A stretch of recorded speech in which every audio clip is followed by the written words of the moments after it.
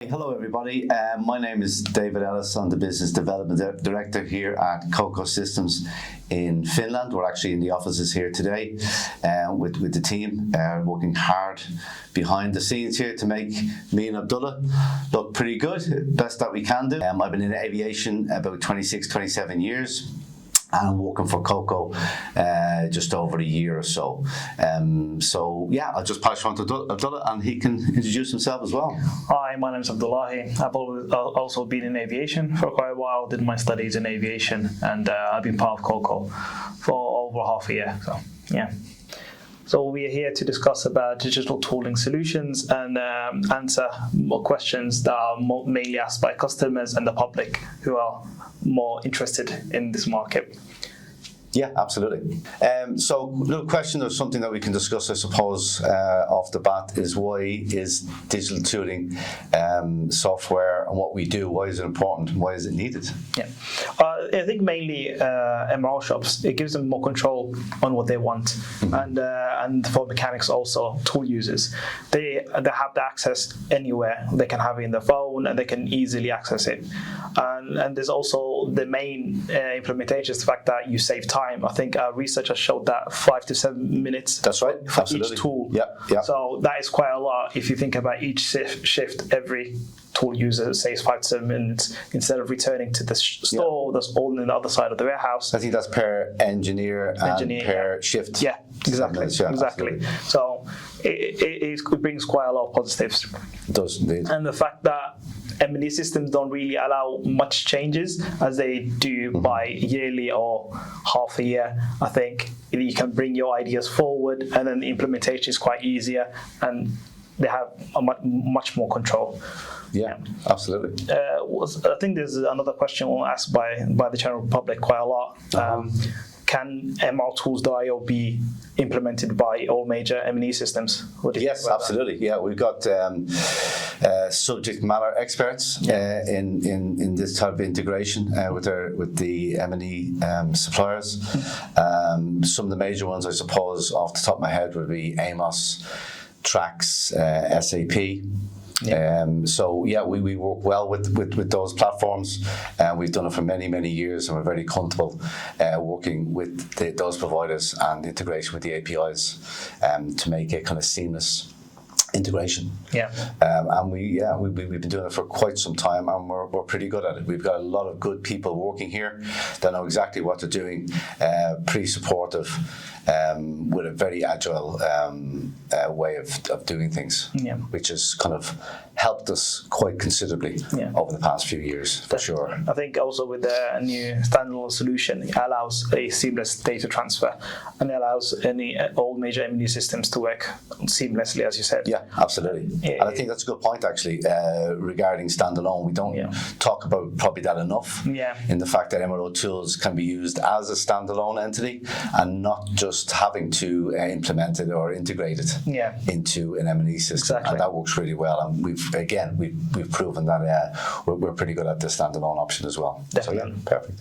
A question that comes up by, I say, a mechanical's point of view is, would you be able to search tools in any handheld device?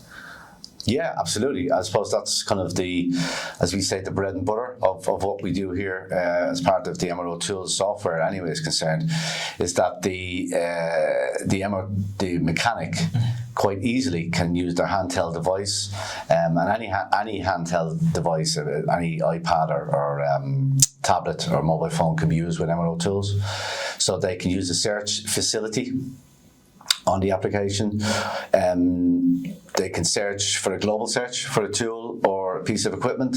So let's say, for example, you're looking for an engine stand, which is a very expensive piece of equipment. It's very large, and they kind of know, because they're working in a smaller base, that engine stand is definitely not around. It's always kind of an issue trying to get one, and it needs to be ordered in advance. So they can do a search function right on the mobile phone, on the tablet, search for it, and organise it then to be delivered, which we'll probably maybe cover later on. And then obviously they can do a regular search for items that they know is in their facility, and have them ready then to be delivered at maybe an aircraft tail or something at a particular time or a particular place, and that's the pre-order part of the application as well. Yeah, I think adding on to that, we also have the handover feature, which could go hand in hand if a mechanic searches for a tool and sees that it's already booked. They recognize is one of the mechanics that are working on the same operation. They could ask for a handover, and they could seamlessly just transfer over to the other mechanic that's requesting it, instead of returning it and then pre-ordering it and then. Again, it saves an awful lot of time. Exactly. The mechanic doesn't have to keep on going back to the tool store, waiting in line, talking to his or her friends as they're going to, while they're waiting, while they're coming back. Yeah. It's all there in front of them. And also, I suppose we're on the subject, it just reminded me of the kiosk function or the cage function that you can implement as well with MRO tools. What I mean by that is that it is a cage. It's a cage in the middle of a hangar. Usually in larger hangars, it's used. So to facilitate exactly what we've just been talking there about tools that are easily accessible, tools that are used predominantly throughout the shift, whereby a mechanic can just come in, use their badge, their ID badge, scan themselves into facility, and then with their mobile phone or tablet, they can book out tools, and then they can return them in the same place as well. Again, saving time, don't have to go all the way back into the tool store and have all those important conversations about football and everything else, what it might be, to kind of take off minutes out of their shift. Yeah, definitely a time saver. Yeah, for sure. Another frequently asked question is, can the information stored in the MD platform be visualized in MR tools? Is that possible? Yeah, absolutely. We have an analytics page. Which kind of gives you an overview of tools optimization. Tools that have been used obviously quite regularly. Gives possibly a commercial decision that if you only have maybe 20 or 30 or so tools, and the request comes in 50 times in the same week, there's obviously an issue and a discussion that needs to be made from the procurement department on a commercial sense, whether more of that particular tool is required in the business to make life easier, and so the mechanic's not waiting around for that particular tool. And also on the other side of that, which is equally important, and I think one that came up from our customers and potential customers because of COVID was that they realised, because they were obviously looking inwards instead of looking outwards commercially during COVID, at their stock levels. So they had tools that have been, or pieces of equipment that have been lying around for possibly years in some instances. So it gives them a view on tools, as I said, in this case, the tools that have been lying around, they can make an agile commercial decisions to either loan them out to competitors or other OEMs, or indeed sell them off and try and make some money from them as well. So that's one of the main objectives why we've built the analytics, to give our customers this kind of understanding of what the tools are doing and how many times a week, a month, or whatever these tools have been used. I think adding on to that, I think it can also be used, as you said, you can see the frequency on tools, but it can also see if there's a major operation for a specific aircraft, which tools are used for that specific operation, as they tend to be frequent with each aircraft and irregular. And then before the operation occurs or it's scheduled, you can also prepare the actual tools that are needed and pre-order it instead of just last minute or looking for one. Absolutely. So there's oversight of all those tools that's in the system, and the people who are organising, say for job cards or whatever, those tools are ready and in place, and you know that the tools are in there. And if there's a particularly big job coming up, a maintenance project coming up, heavy maintenance, for example, they need to know that on a normal week, these particular tools are used quite frequently. This major maintenance is coming up, so possibly do need to get the procurement department involved and buy more tools. So again, it just gives an oversight of what the tools are doing within the business, and it starts the conversations off if more tools are indeed needed, or as I said, need to be kind of sold off if they're not being used up. Definitely. So yeah, good commercial sense. Yeah. One of the other questions that come in quite regularly actually is how does MROtools.io handle tools that need to be taken out of circulations due to defects? So a mechanic comes across a defect, what happens? Yeah.